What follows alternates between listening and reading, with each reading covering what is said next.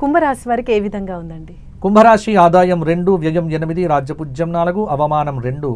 కుంభరాశి వారికి ఈ సంవత్సరం ఏలినాటి శని యొక్క ప్రభావము, కొంత గురువు యొక్క అనుగ్రహము, కొంత రాహుకేతువుల యొక్క అనుగ్రహము వెరసి ఈ సంవత్సరము కుటుంబ ఆర్థిక లావాదేవీల్లో విజయవంతంగా ఈ సంవత్సరము పనులన్నీ పూర్తి జరుగుతాయి. వ్యవసాయదారులకు పంటలు బాగా పండుతాయి. నూతన ప్రదేశాలను దర్శిస్తారు. ఆధ్యాత్మిక కార్యక్రమాల్లో పాల్గొంటారు. ముఖ్యంగా అందరికీ ఒక గుర్తింపు అనేటువంటిది లభిస్తుంది.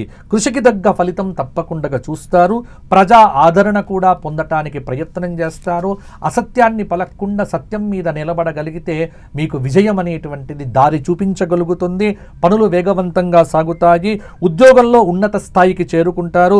విందులు, వినోదాలు, ఆనందము, కుటుంబ సభ్యులు, చిన్ననాటి స్నేహితులు, మంచి జ్ఞాపకాలు, మధుర పదార్థాలు వీటన్నింటిని కూడా ఆనందంగా అనుభవిస్తూ కొన్ని విశేషమైనటువంటి ప్రదేశాల్లో సంచారం చేస్తూ కొన్ని ఇబ్బందులను అధిగమించే ప్రయత్నం కూడా చేస్తారు కుంభరాశి వారు. అయితే ఆరోగ్య విషయంలో జాగ్రత్త.